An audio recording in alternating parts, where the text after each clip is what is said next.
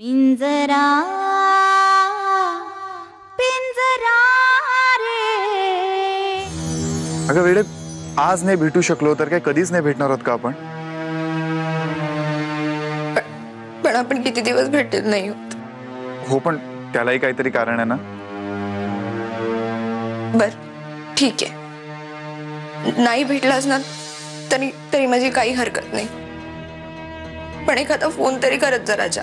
हे बघ, आधी तू रडू नकोस. तू अशी रडत रडत बोललीस माझ्याशी तर मग मी कसं बोलू शकणार आहे तुझ्याशी? आणि हे बघ, तू उगाच वाईट वाटून घेऊ नकोस, कारण आज काहीही झालं तरी आज रात्री मी माझ्या बायकोला भेटायला येणारच. खरंच येशील? विश्वास आहे ना माझ्यावर? मग चल फोन ठेव, मला माझ्या बायकोला भेटायला जायचंय. मी तुझा सारखा सारखा फोन कट करते म्हणजे नक्कीच काहीतरी प्रॉब्लेम मध्ये असणार ना. मी एवढं सुद्धा कळत नाहीये का तुला? I am really very sorry sweet heart. बरं मला सांग, कशी आहेस तू? तुला काय करायचंय? हा, आणि मला फोन का केलायस तू? तुझ्या मूर्खपणामुळे कशातच अडकायचं नाहीये मला, म्हणून फोन करतोय मी.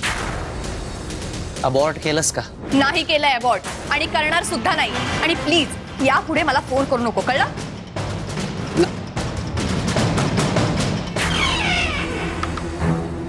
गुड न्यूज, आपलं सगळं टेन्शन संपलं असं म्हणता येईल. म्हणजे आताच मी नारायणीला कोणाशी तरी फोनवर बोलताना ऐकलं. काय? हो. काय ऐकलं तुम्ही?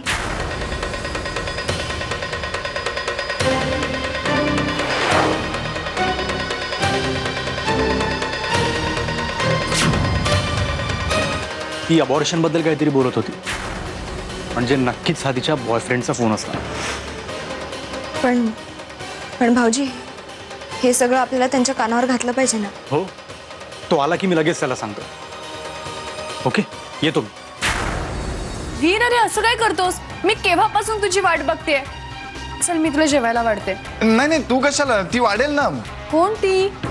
ती माझी आई, ती वाढेल. मी त्यांना कधीच झोपायला पाठवलंय. हो का? मग तो वाढेल ना, पंढरी. नाही, नको. तो पंढरीला ना की पॅकेज मध्ये आनंदी सुद्धा येते त्याच्याबरोबर. हो, खरंय तुझं. मग मी एक काम करतो, मी स्वतः घेतो, पण तू नको. नाही वीर, हा मी माझ्या हाताने तुला जेवायला वाढलं तर काय प्रॉब्लेम आहे का तुला? छे, मला कशाला प्रॉब्लेम असेल, पण नारा तुलाच त्रास नको ना, म्हणून म्हणतोय मी. मला काय प्रॉब्लेम असणार आहे वीर? उलट तुझ्यासाठी काहीतरी करण्यात मला आनंद मिळतो. वाढू जेवायला? प्लीज. मगाशी नारायणीला कोणाचा तरी फोन आला होता. तो फोन मी ऐकला लपून, म्हणजे मुद्दामून ऐकायचा होता अशातला भाग नाहीये. पण कोणाचा फोन होता ते तर सांग. आली परत कटके. माननीय शेलार आले तिकडे, आणि त्यामुळे माननीय वीर देशमुख घाबरले असणार. काय झालं? इथे त्या अक्कानी प्रॉपर्टी सकट हा वाडा घशात घातलाय. दादानी स्वतः सह्या करून सगळे हक्क दिलेत तिला.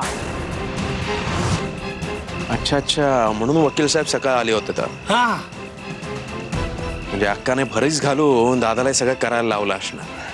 गोरख माझा ऐक, तू दादाला समजाव, नाहीतर ती कैदाशीन आपल्या दोघांनाही या वाड्यात सुखाचा श्वास नाही घेऊ देणार.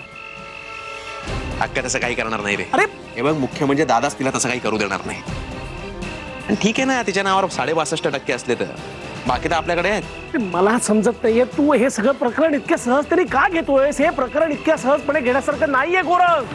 हे बघ नागनाथ, सद्य परिस्थिती बघता मी निदान आनंदीला जे 12.5% दिलेत ना, ते तरी परत काढू शकतो.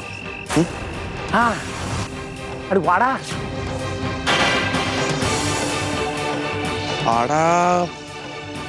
आता तू सांगितल्याप्रमाणे जर दादानी हा वाड्याचे सगळे अधिकार अक्काला दिले असतील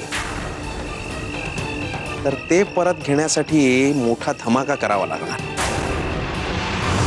तू एक काम कर, तू जाऊन झोप. आपण उद्या सकाळी वकिलांकडे जाऊ, त्यांच्याशी बोलू, आणि मग ठरवूया ना काय निर्णय घ्यायचा आहे तो.